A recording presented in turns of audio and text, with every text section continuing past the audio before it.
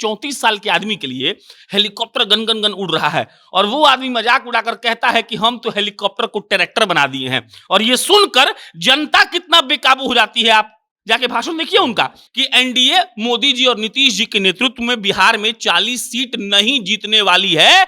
ये आप गांठ बांध के रख लीजिए। टक्कर तेजस्वी यादव बिहार में दे रहे हैं, वो भारत का कोई राज्य नरेंद्र मोदी को नहीं दे रहा है।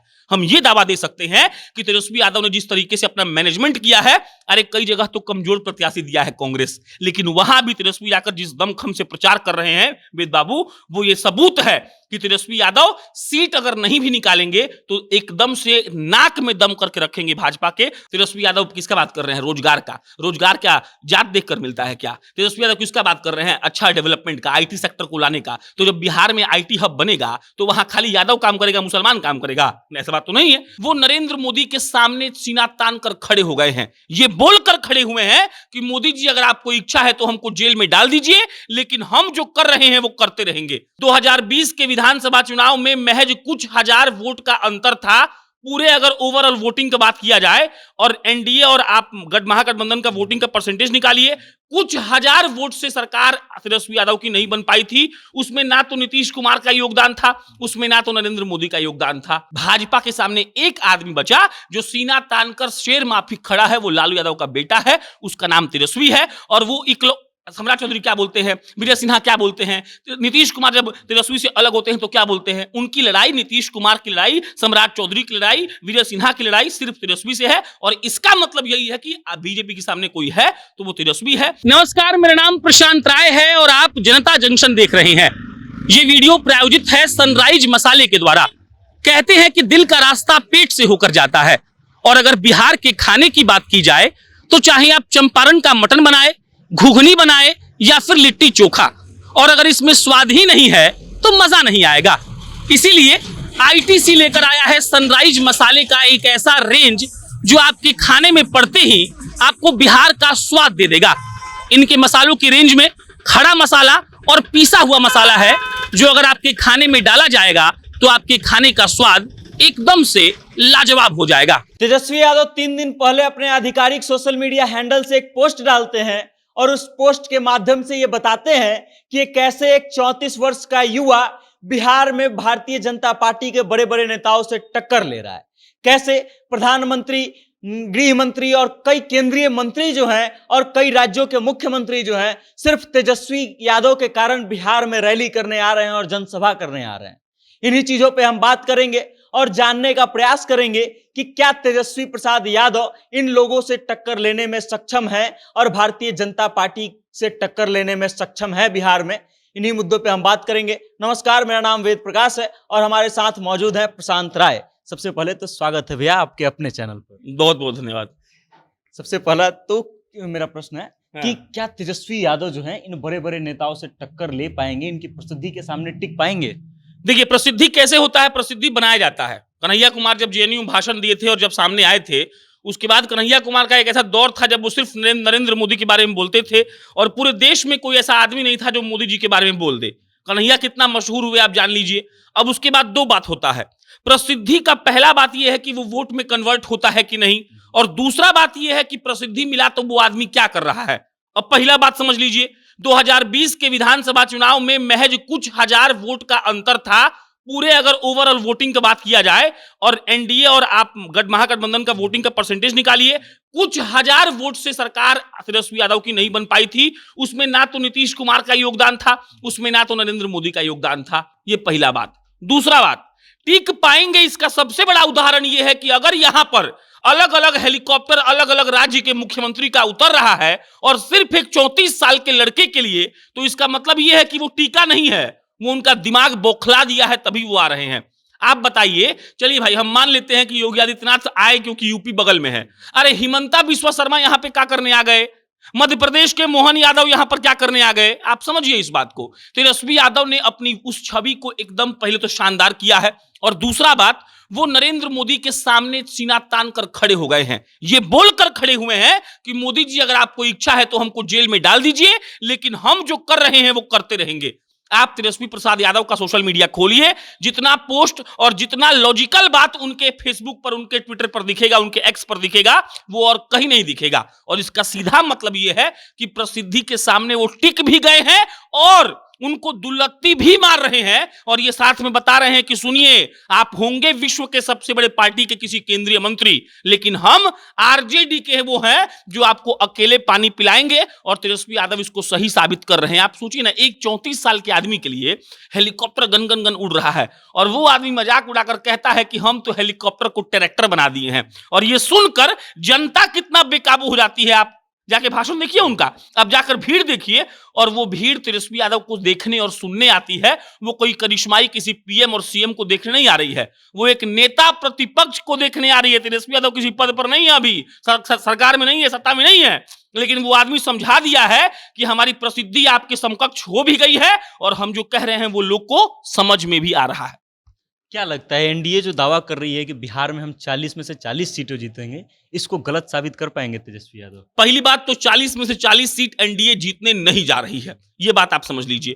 दूसरा बात, देखिए रिजल्ट का आकलन बहुत अलग अलग तरीके से होता है। हम अभी झूठ बोल दे कि तेजस्वी यादव बिहार का 40 का 40 सीट जीत ले, तो लोग कहेगा कि पागला पत्रकार हो गया है, ये तो तेजस्वी यादव इसको खरीद लिया है। तो हम ही नहीं कह रहे हैं कि कौन जीते या कौन हारेगा, लेकिन हाँ, 2-3 बात कहेंगे। पहला बात ये कहेंगे कि एनडीए मोदी जी और नीतीश जी के नेतृत्व में बिहार में 40 सीट नहीं जीतने वाली है, ये आप गांठ बांध के रख लीजिए, पहला बात।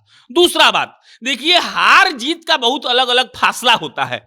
अरे आपको एग्जांपल देते हैं, शक्ति सिंह यादव हिलसा से चुनाव लड़े थे बिहार विधानसभा का आरजेडी के टिकट पर, महज 1100 वोट से चुनाव हार गए। लोग बाग कहता है कि उनको पहले जीत घोषित कर दी गई थी, उसके बाद रिकाउंटिंग करके हरवाया गया। इसके बाद पिछले बार याद करें 2019 में सुरेंद्र यादव जहानाबाद से चुनाव लड़े थे, 2000 कुछ अंतर था, उससे हार गए 1500 या 2000 से। तो 1500 से हार को हार नहीं कहा जाता है। आप बात समझिए, मान लेते हैं कि 30 seat, 35 seat, 20 seat, 25 seat NDA को मिलता है, और हर सीट पर हार जीत का फासला 20,000, 25,000, 10,000, 5,000 रहता है। तो इसका मतलब क्या हुआ? नरेंद्र मोदी के साथ कौन है? नरेंद्र मोदी के साथ विश्व है। कैसे? नरेंद्र मोदी पीएम है, वो अपना रिश्ता सबसे जाकर बना रहे हैं। नरेंद्र मोदी के पास प्रचार तंत्र है, नरेंद्र मोदी के पास सत्ता में होने का एक तरीके से अपना रिसोर्स है, सोर्स है। कहा जाता है ना कि जो सत्ता में होता है वो आराम से हैंडल कर सकता है अधिकारियों को, वोटिंग को, लोगों को, क्योंकि लोग जानता है कि भाई साहब सत्ता में तो ये है, तो तेजस्वी यादव तो केंद्र में नहीं है। लेकिन हम आपको ये दावा दे सकते हैं कि जो टक्कर तेजस्वी यादव बिहार में दे रहे हैं, वो भारत का कोई राज्य नरेंद्र मोदी को नहीं दे रहा है। हम ये दावा दे सकते हैं कि तेजस्वी यादव ने जिस तरीके से अपना मैनेजमेंट किया है, अरे कई जगह तो कमजोर प्रत्याशी दिया है कांग्रेस, लेकिन वहां भी तेजस्वी आकर जिस दमखम से प्रचार कर रहे हैं वेद बाबू, वो ये सबूत है कि तेजस्वी यादव सीट अगर नहीं भी निकालेंगे तो एकदम से नाक में दम करके रखेंगे भाजपा के, और रिजल्ट आएगा तो आप ये बात को मिला लीजिएगा। तो क्या ये कहा जा सकता है कि तेजस्वी यादव जो है बिहार में भारतीय जनता पार्टी के लिए सबसे बड़ी चुनौती है? एकदम, इसमें कोई डाउट ही नहीं है। बिहार में कांग्रेस समाप्त हो चुकी है, पहला बात जान लीजिए। जदयू समाप्ति के कगार पर ही, जान लीजिए। जदयू उस वक्त तक है जब तक नीतीश बाबू चल फिर पा रहे हैं। नीतीश बाबू का पहला तो एक रेस्पेक्ट है, इसलिए रेस्पेक्ट है कि उस आदमी ने बिहार को बदला है, और इसलिए रेस्पेक्ट है कि कम से कम 18 साल 19 साल कोई आदमी मुख्यमंत्री की कुर्सी पर बैठे तो आप उसको कुछ उल्टा सीधा नहीं बोल सकते हैं। लेकिन जदयू में उनके बाद सेकंड लाइन का नेता कोई नहीं है। उन्होंने सेकंड लाइन ऑफ लीडरशिप जिसको कहा जाता है, उन्होंने डेवलप नहीं किया है। कभी आरसीपी के पास गए, कभी ललन बाबू के पास गए, कभी उपेंद्र कुशवाहा के पास गए, कभी किसी के पास गए, कभी प्रशांत किशोर के पास एक बार गए थे, उनको दर्जा दिया गया था मंत्री का। तो तमाम बातें हैं, लेकिन देखिए नीतीश कुमार के बाद जदयू का कुछ नहीं हो सकता है। कांग्रेस को लोग देखना नहीं चाहते हैं, कांग्रेस को बर्बाद कर दिया भाजपा ने, मतलब देखना मतलब छोड़ दिया, उनको कुछ वोट नहीं मिलता है। कांग्रेस को जो वोट इस बार भी आएगा वो निजी प्रत्याशी के दम पर आएगा, पार्टी काडर नहीं रहा है अब कांग्रेस का बिहार में, ये बात समझने की जरूरत है। तो बचा कौन? भाजपा के सामने एक आदमी बचा जो सीना तानकर शेर माफिक खड़ा है, वो लालू यादव का बेटा है, उसका नाम तेजस्वी है। और वो सम्राट चौधरी क्या बोलते हैं, विजय सिन्हा क्या बोलते हैं, नीतीश कुमार जब तेजस्वी से अलग होते हैं तो क्या बोलते हैं? उनकी लड़ाई, नीतीश कुमार की लड़ाई, सम्राट चौधरी की लड़ाई, विजय सिन्हा की लड़ाई सिर्फ तेजस्वी से है। और इसका मतलब यही है कि बीजेपी के सामने कोई है तो वो तेजस्वी है, और ऐसा सीना तान कर खड़े हैं कि वो लोग बकार मुंह से नहीं निकल रहा है। आप समझिए ना, अरे सब बात छोड़िए, हार जीत को हटाइए, आप सम्राट चौधरी को अकेले कहीं पर बिहार में जनसभा करने भेजिए, और उसके अगले दिन बाद तेजस्वी को भेजिए। आपको भीड़ देखकर मालूम पड़ जाएगा कि कौन नेता नेता जन नेता है और कौन किसके पास ज्यादा जनबल है। अब जनबल जिसके पास है वही नेता होता है। तेजस्वी यादव ने यह साबित किया है कि भाजपा को कोई टक्कर दे रहा है और दे सकता है तो वही है। उम्र देखिए 34 साल। आप भारत के किसी बहुत बड़े एक्सपीरियंस जो 60 साल के ऊपर का नेता है उससे पूछिए कि फिलहाल सबसे ज्यादा डायनेमिक लीडर कौन है, जो लीडर अपना छवि सुधार चुका है, जो लीडर लोगों के मन में दिल में जगह बना चुका है, वो सीधा कहेगा तेजस्वी यादव और कोई नहीं। आपने लालू यादव का नाम लिया। लालू यादव पे अक्सर और उनकी पार्टी पर यह आरोप लगता है कि वो एमवाई समीकरण की बात करते हैं। क्या तेजस्वी यादव इन समीकरणों से ऊपर उठ करके लोगों का विश्वास जीतने में सफल हो पाएंगे? कुछ हद तक तो हो गए हैं। मुन्ना शुक्ला कौन जात के हैं जी? आरजेडी का टिकट दे दिया उनको। इसके अलावा कई नाम है। सुधाकर सिंह का कौन जात के हैं? जगदा बाबू के बेटा जो बक्सर से चुनाव लड़ रहे हैं। तो देखिए वो सब बात नहीं है। ये बात सही है कि लालू प्रसाद यादव कई मायनों में तेजस्वी के लिए बहुत फायदेमंद है और कई मायनों में बहुत ज्यादा नुकसानदायक है। फायदेमंद इसलिए है क्योंकि उन्होंने कुछ ऐसे काम किए हैं जिसको लेकर लोग कहता है कि लालू हमारे मसीहा है, और नुकसानदायक इसलिए है कि उन्होंने कुछ ऐसा भी चाल चलन दिखाया है जिसको लेकर लोग कहता है कि लालू जी का दौर आएगा तो बड़ा नुकसान हो जाएगा। लालू जी किसी एक विशेष वर्ग के नेता है और जहां भी विशेष वाला बात जुड़ जाता है वो आदमी मास में जाकर कम्युनिकेट नहीं कर सकता है। तेजस्वी ने इस बात को तोड़ने का प्रयास किया है। तेजस्वी यादव किसका बात कर रहे हैं? रोजगार का। रोजगार क्या जात देखकर मिलता है क्या? तेजस्वी यादव किसका बात कर रहे हैं? अच्छा डेवलपमेंट का, आईटी सेक्टर को लाने का। तो जब बिहार में आईटी हब बनेगा तो वहां खाली यादव काम करेगा, मुसलमान काम करेगा? ऐसा बात तो नहीं है। तो वही बात है। हमको लगता है कि ये एक दिन में और एक साल में या 5 साल में टूटने वाली चीज नहीं है। इसमें समय लगेगा। लेकिन तेजस्वी यादव ने जिस तरीके से मेहनत किया है और तेजस्वी यादव जो भाषण दे रहे हैं, लिख रहे हैं, लोगों से बात कर रहे हैं, उनका जो मैसेज जा रहा है वो बहुत पॉजिटिव जा रहा है। और ये जो परसेप्शन है ये एक दिन धराशायी होगा। ये भी आप लिख कर रख लीजिए। अगर तेजस्वी यादव को देखा जाए, उनकी राजनीति को देखा जाए, तो क्या लगता है कि पिछले कुछ समय में वो राजनीतिक रूप से ज्यादा परिपक्व हो गए?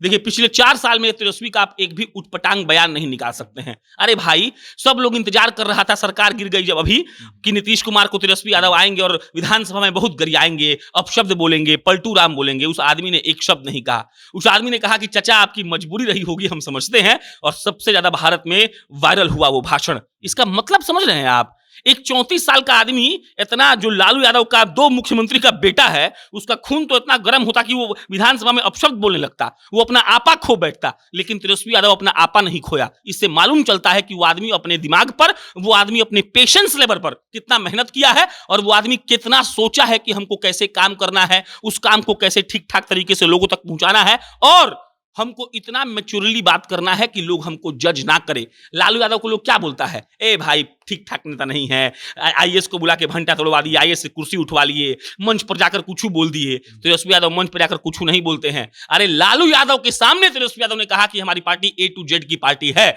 जिस लालू यादव ने M और Y के बदौलत 15 साल सत्ता पे राज किया, उसके सामने अगर बोल रहा है कि A to Z की पार्टी है, इसका मतलब पार्टी का रुख बदल रहा है और ये परिपक्वता की भी निशानी है। तो मिला जुलाकर तेजस्वी यादव वो नेता हैं जो फिलहाल एकदम चट्टान की तरह मोदी जी के सामने खड़े हैं, चैलेंज कर रहे हैं और हो सकता है कि चैलेंज में कभी एक ऐसा दिन आएगा कि वो जीतेंगे भी।